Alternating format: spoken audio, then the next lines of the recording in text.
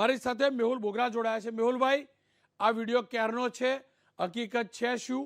આપ વકીલ છો, લર્નેડ વકીલ છો, કાનૂનને જાણો છો, એટલે પૂછી રહ્યો છું। રોનકભાઈ, આ આજનો વિડીયો છે અને સમય હતો સવારે 5 થી 7:30 વાગ્યાનો। એટલે આ લોકો અંધારાના સમયમાં અવારનવાર, આ માત્ર આજના દિવસે નહીં, દર શનિવારે આ લોકો પોલીસ અને પોલીસના વચેટિયાઓ એ દર શનિવારે 5 થી 7ના સમયમાં ઊભા રહી જાય છે। જે પણ નાના મોટા ટેમ્પા ચાલકો હોય, વાહન ચાલકો હોય, જે બિચારો 1000, 2000, 1500ની મજૂરી દિવસમાં કરે, એની પાસેથી 200-500 રૂપિયાનો આ લોકો હપ્તો લઈ લે। એટલે પ્યોર શોષણ થઈ રહ્યું છે રોનકભાઈ। અરે મેહુલભાઈ, મેં તો તમારા બીજા વિડીયો પણ તમારા ફેસબુક પેજ ઉપર જોયા હતા। પોલીસવાળાની તમે ગાડી પકડતા હતા, બ્લેક ફિલ્મ ના લગાવી હોય તો રોંગ સાઈડ, એ બધું શું હતું હતું? શું સામાન્ય નાગરિક નિયમ તોડે છે તો એનું વાઉચર ફળાતું હશે? રોકડાની તમે વાત કરો છો, વાઉચર ફળાતું હશે માની લઈએ, તો એ બધાનું શું ચાલી રહ્યું શહેરમાં?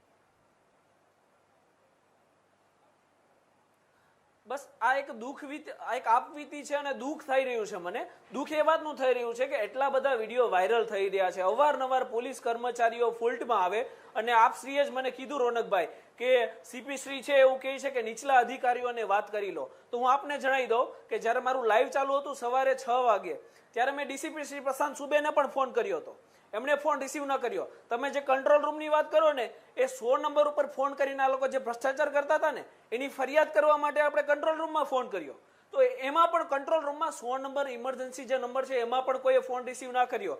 અને જ્યાં તમે પોલીસ ચોકીની વાત કરો ને, એ પોલીસ ચોકી એ આ વચેટિયાઓ અને મળતિયાઓનો અડ્ડો થઈ ગયો છે। તમે પોલીસ ચોકીની અંદર જાઓ એટલે આ જે હપ્તા ઉઘરાવવાળા જે તમને બહાર દેખાય ને, એ પોલીસ ચોકીઓની અંદર બેઠા હોય છે। મેં લાઈવ લઈને જેવો અંદર ગયો ને, એવા બધા મળતિયાઓ મોટા ભાગના એ ભાગીને છૂ થઈ ગયા હતા ત્યાંથી। એટલે આ મોટા લેવલની વસ્તુઓ થઈ રહી છે, જાહેર જનતા પીડાઈ રહી છે। જાહેર જનતાની હાલત તો એવી થઈ ગઈ છે કે પેલા શેરડીમાંથી કેમ રસ નીકળે ને છેલ્લા છોતા નીકળી જાય, એમ જાહેર જનતા છોતાની માફક પીલાઈ રહી છે। અને ઉપર જે પણ અધિકારીઓ છે એમને આ જોવાનો કોઈ ટાઈમ નથી, આની ઉપર કોઈ કાર્યવાહી કરવાનો ટાઈમ નથી। આટલા વિડીયો વાયરલ થયા હોવા છતાં કોઈ પણ પ્રકારની કાર્યવાહી આમાં રોનકભાઈ નથી થતી, એક દુઃખની વાત છે। પણ મેહુલભાઈ, હું પણ આ પ્રકારે કાર્યક્રમ કરું છું, મને બહુ લોકો પૂછતા હોય છે કે તમને ધમકી નથી મળતી? મને તો ક્યારેય નહીં મળી અને મળવાની પણ નથી।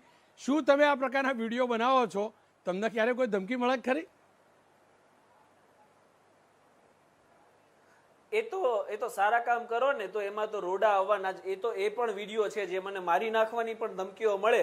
કારણ કે આમના વચેટિયાઓ છે, એમના ધંધા બંધ કરાવીએ છીએ ને, તો એ તો ધમકીઓ મળવાની છે, પણ એનાથી કોઈ ફરક નથી પડતો। પણ આ જે 10, 15, 20 હજાર પગારવાળા જે મહિને 2 લાખ રૂપિયા છાપી દે છે ને, એમના ધંધા બંધ કરી દેવાના છે। અને એ જ આપણો એક મુહિમ છે અને એ જ આપણી જાગૃતિની મુહિમ આપણે આગળ કન્ટિન્યુ ચલાવવાની છે। રોનકભાઈ, તમે આ વાયરલ જે વિડીયો અપલોડ કર્યો અથવા તો ફેસબુક લાઈવ કર્યું હશે, એના પછી ટેમ્પો ચાલકોનો પણ તો મળ્યા હશે, તેમનું શું કહેવું હતું? કેમ એ લોકો રૂપિયા પૈસા આપે?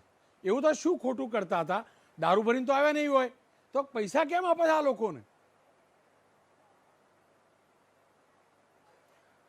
એમાં એવું છે કે આ વર્દી છે ને રોનકભાઈ, એનો ડર બહુ જાહેર જનતામાં બેસી ગયો છે। કોઈ ખાખી પહેરી હોય અને ખાખી વાળો તમે આ લોકો સાથે જે વર્તન કરે, ટેમ્પા ચાલકો બિચારા મને ફોન કરે, ગાળી ગલોચ સિવાય તો વાત નથી થતી। એટલે આ લોકો શરૂઆતથી જ એ લોકોને એ હદ સુધી ડરાઈ દે ને કે તૂતા કરીને, ગાળી ગલોચ કરીને, કે પેલા બિચારાઓ પાસે કોઈ ઓપ્શન જ નથી રહેવાનો। જો એ વિરોધ કરશે ને તો એવું થશે કે કાલે સવારે ઉઠીને કોઈ પણ બહાને બધા નિયમોનું પાલન કર્યું હશે, આરસી બુક, વીમો, ડ્રાઇવિંગ લાયસન્સ બધું હશે ને, એમ છતાં આ જનરલ ક્લોઝ જે આવે ને 177 મોટર વ્હીકલ, એમાં પણ આ લોકોના મેમા બનાવશે, વાહન ડિટેન કરી લેશે। એટલે પેલો બિચારો જે નાનો ટેમ્પા ચાલક છે, એ રોજબરોજની ટેમ્પા ઉપર 500 હજારની મજૂરી કરે છે, એ આરટીઓના ધક્કા ખાશે, ટેમ્પો છોડાવવા જશે કે પછી શું કરશે? એટલે લોકોની એક મજબૂરી બની ગઈ છે કે આ લોકોના ત્રાસમાંથી મુક્ત થવું હોય તો આને 50, 100 રૂપિયા, 500, 200 રૂપિયા તો દેવા જ પડશે।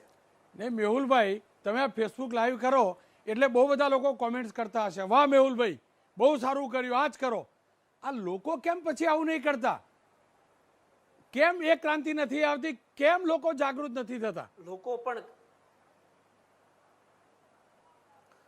ક્રાંતિની શરૂઆત રોનકભાઈ કહીએ ને તો થઈ ગઈ છે। આ જે વિડીયો મેં તમને અત્યારે જે આજનું મારું જે લાઈવ છે ને, એ આખા લાઈવનો શ્રેય ત્યાંના લોકલ પબ્લિકને જાય છે। ઓલરેડી 5-6 લોકોએ ત્યાં રેકી કરી હતી સવારે વહેલા 5 વાગે ઉઠીને. એ 5 લોકો છે એને જ મને ત્યાં ફોન કર્યો હતો કે ભાઈ અહીંયા આ ઘટના બની રહી છે. મારા માર્ગદર્શન હેઠળ એમને ત્યાં રેકી કરીને બધા એવિડન્સ બનાવ્યા. એટલે જાગૃતિની શરૂઆત થઈ ગઈ છે. ઘણા લોકો ડરી રહ્યા છે.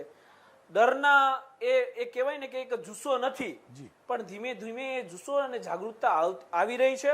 અને આ જે બધા લોકોના જે ધંધા છે ને પોતાના ગજવા ભરવાના માત્ર ને માત્ર, આમાં 60 થી 70% આ રેશિયો છે રોનકભાઈ. 30 થી 40% જ ઈમાનદારીનો રેશિયો છે, બાકી 60 થી 70% બેમાનીનો રેશિયો છે. એટલે એ લોકોના ધંધા ચોક્કસપણે બંધ થઈ જવાના છે. જાહેર જનતા આપના ટેલિવિઝન મારફતે, એબીપી અસ્મિતા મારફતે હું ચોક્કસથી જણાવીશ કે જ્યાં પણ આવું બને ને તો આમના વિડીયો બનાવો, તમારો અવાજ મેહુલ બોગરા બનશે. પણ જ્યાં પણ આવું બને વિડીયો બનાવો, મને મોકલાવો. અને હું મેહુલભાઈ આ વિડીયો બીજી વિન્ડોમાં વિડીયો બતાવતો હતો અને ભાગ એટલે પેલા મિલ્ખા કરતો પણ વધુ સ્પીડથી પેલા ભાઈ ભાગતા દેખાતા હતા. જો તો ખરા ની સ્પીડ તો જુઓ, ગતિ તો જુઓ. આ ભાઈ હતા કોણ? આ પેલી ટ્રેનિંગ લેવાય ને દોડવાની, કદાચ રોનકભાઈ તો અહીંયા કામ આવી જતી હોય ને બેમાનીના કામમાં. એટલે એ ભાઈ કોણ હતા એ તો ખબર જ નથી પડી. એ વચેટિયા હોય કે મળતિયા હોય, કારણ કે માસ્ક બાસ્ક પહેરીને એ ભાઈ કમ્પ્લેટ આવ્યા અને ચોકીમાંથી એ જે રોકેટ લોન્ચર લોન્ચ થાય એટલી સ્પીડમાં એ ભાગ્યા છે. એટલે આ જે ટ્રેનિંગ લેવાતી હોય એનો દુરુપયોગ સદુપયોગ જે કહેવાય એ આ રીતે થઈ રહ્યો.